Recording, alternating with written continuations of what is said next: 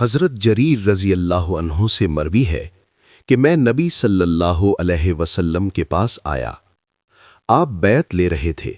میں نے کہا اے اللہ کے رسول، اپنا ہاتھ آگے کیجئے تاکہ میں آپ کی بیعت کر سکوں، اور مجھ پر کچھ شرائط عائد کیجئے کیونکہ آپ بہتر جانتے ہیں۔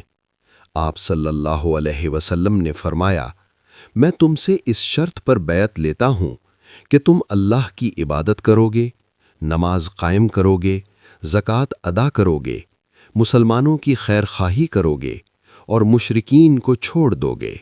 السلسلۃ الصحیحہ 475۔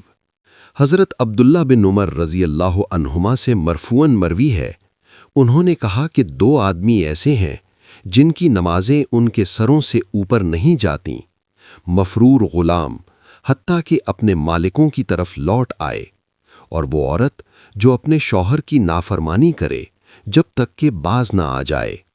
السلسلۃ الصحیحہ 483۔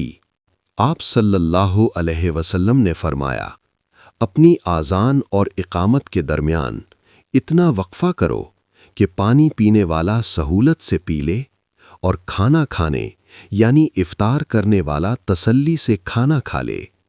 السلسلۃ الصحیحہ 484۔